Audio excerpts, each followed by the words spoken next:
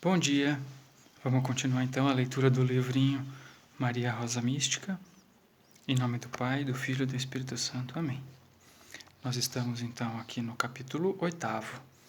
Nós terminamos ontem a leitura dos desejos de Maria, né? Que seria no dia 13 de cada mês, consagrada uma devoção à Santíssima Virgem, preparando com 12 dias de oração anteriores, que no dia 13 de julho seja festejado em honra de Rosa Mística, no 13 de outubro também de cada ano,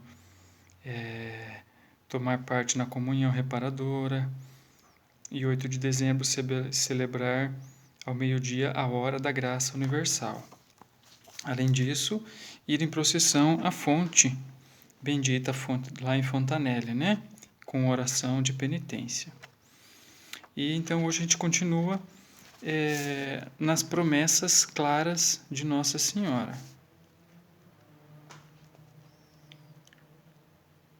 Aos pedidos que a Virgem formulou correspondem às suas promessas, ricas de luz, de esperança, de coragem, de alegria. Primeiro, maior abundância de vocações religiosas e renovado anseio de santidade para os sacerdotes e almas consagradas, com o regresso ao espírito dos santos fundadores. Segundo, numerosas conversões de pecadores inveterados e, sobretudo, de sacerdotes apóstatas. Terceiro, uma segura ascensão ao céu com a materna proteção da Senhora, a superabundância das suas graças. Quarto, um miraculoso e salutar bem-estar físico e espiritual para os que visitarem a fonte. Os doentes acorram, pois, a esta fonte de graça. Quinto, Fontanelle há de tornar-se num farol de oração, de fé e de penitência. Sexto, a Senhora acrescentou ainda estas palavras: Monte-Chiari há de vir a ser o monte donde irradiará a luz para todo o mundo. Sim, tudo isso acontecerá. 7.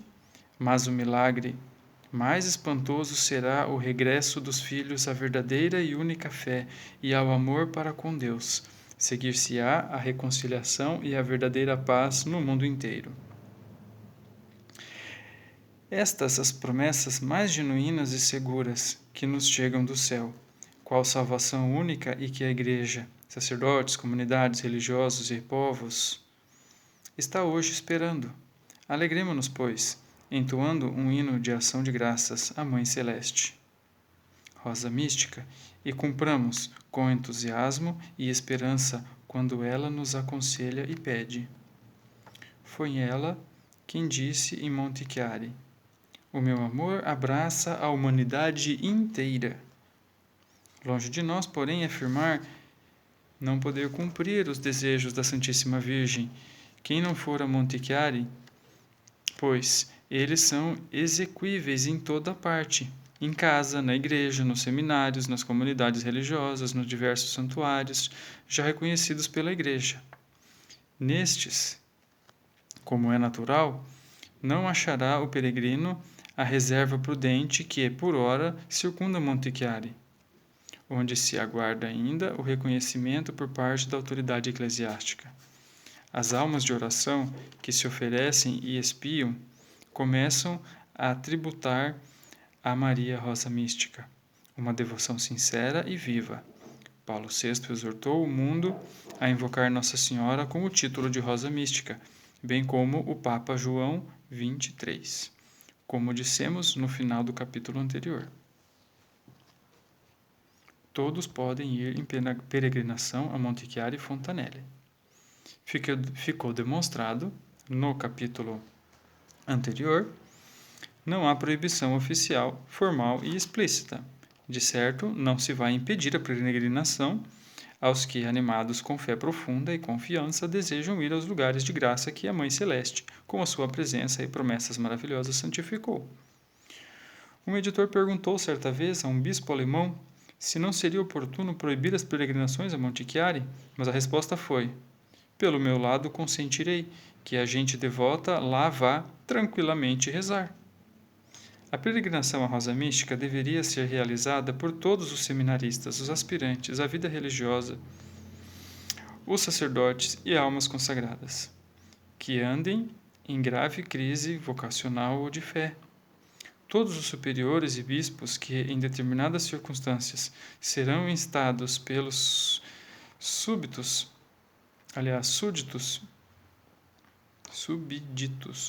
a dar auxílio e um conselho com vista à laicização ou dispensa dos votos religiosos, deveriam exortar essas almas, com a mesma efusão de caridade fraterna, a visitar Rosa Mística de Monte Chiari e Fontanelle.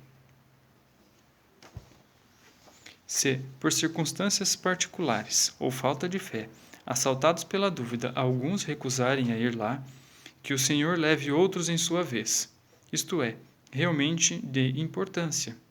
É preciso orar e oferecer, em nome de todos e por todas as almas.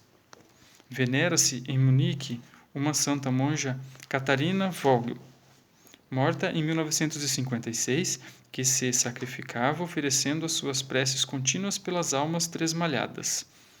Rosa Mística de Monte Chiari prometeu as suas graças extraordinárias precisamente aos que mofam da gente devota, porque tem um coração endurecido e gelado como o mármore, e por outro lado recusam pôr-se humildemente aos pés da imagem de Maria Rosa Mística, desde que há muito abandonaram o Senhor e os atos de piedade.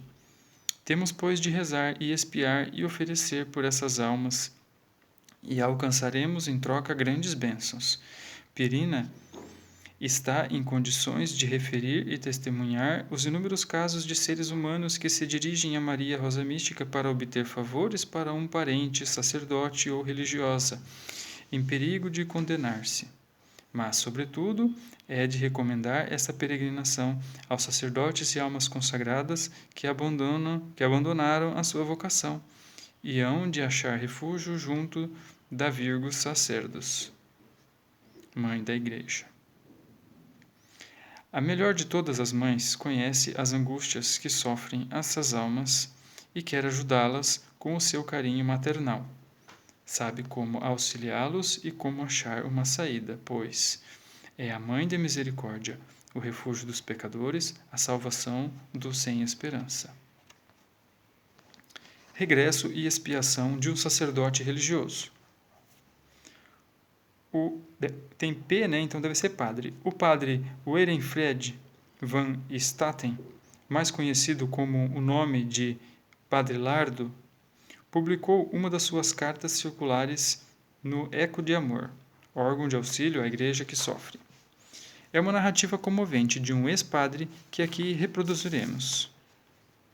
Caro padre Werenfred, acho que é assim que fala, Werenfred, sei lá.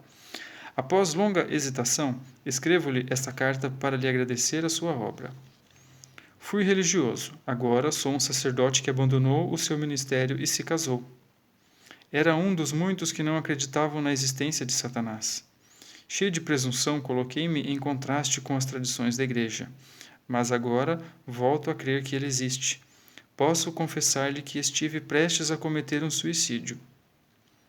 Depois, graças ao conhecimento de um convertido, minha mulher e eu recomeçamos a rezar o terço. Isto foi a nossa salvação.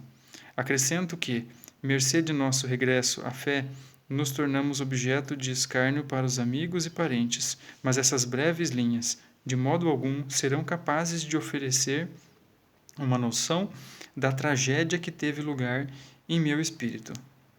Tive de aguentar diariamente uma luta feroz contra o desespero, a náusea, o ódio. E, por outro lado, o recolhimento era para mim uma necessidade, bem como a penitência e o perdão. No seu infinito amor, Jesus reconduziu-me a Ele, e este é o milagre da sua incompreensível misericórdia. Pessoalmente, pude verificar como as opiniões progressistas dos teólogos são capazes de levar as almas à perdição completa. Somos todos Judas, disse o Papa, e eu dou-lhe razão. Ou melhor, estou-lhe verdadeiramente reconhecido por essa verdade. Também lhe estou grato a si, porque soube defender corajosamente o Santo Padre. Peço-lhe que aceite as minhas desculpas e as dos meus companheiros de infortúnio. Estávamos obcecados por Satanás e pelo orgulho. Julgávamos cooperar na renovação da Igreja e, ao invés, apenas servimos para demolir a casa de Deus. Supunhamos cortar com tabus e, ao contrário, fizemo-nos escravos de Satanás, príncipe deste mundo. Tudo por culpa do meu orgulho, do materialismo e por falta de humildade e, consequentemente, de obediência. Deus permita que eu expie os meus delitos como irmão leigo de um mosteiro rigoroso. Confio-me à divina providência. A graça do Senhor não me abandonou. Não espero de si qualquer resposta. O seu tempo é valioso demais para que eu aguarde resposta à minha carta. De qualquer forma, ousei escrever-lhe na esperança de que a minha confissão humilde o possa encorajar cada vez mais na via que empreendeu e lhe dê, por este modo, algum incentivo. Estou persuadido que muitos que vivem na minha situação não têm coragem de expor os seus sofrimentos por meio de uma confissão escrita. O caminho do regresso é muito duro. Reze para que o Senhor dê a graça da conversão a muitos de nós, antes que seja demasiado tarde. Nessa hora de confusão, penso que o amor para com Jesus e Maria e a fidelidade ao Papa são fundamentais para os verdadeiros crentes. Poderei contar com a sua oração? Dela careço, por forma especial. Unimo-nos consigo na obra da salvação. O Senhor sacrifica-se por causa dos que estão no cárcere, mercê da fidelidade à fé. Pense que muitos de nós somos prisioneiros da infidelidade. Quanto a mim, recito diariamente o breviário romano com as palavras que, ao longo de anos, rezamos no coro. Espero seja isto o que Deus me pede. Vou à Santa Missa e lembro-o e a obra que leva entre mãos. Que o Senhor e sua Mãe Santíssima o abençoem. Essa carta pôs a descoberto, sem dúvida, a ação da graça e quanto é preciso e urgente orar por todos os pecadores. Satanás luta com todas as suas artimanhas e formas de perdição. Mas não desprezemos nem condenemos os sacerdotes que, por qualquer motivo, abandonaram a vocação. Ajudemo-los através de nossas orações e sacrifícios. Carecem de uma salvação universal por meio de prece amorosa e de reparação, especialmente os que vivem em pecado grave. Nossa Senhora tinha dito: Monte Chiari há de vir a ser um monte onde irradiar a luz para todo o mundo. Sim, tudo isso acontecerá. E aqui termina o capítulo 8º. Em nome do Pai, do Filho e do Espírito Santo. Amém.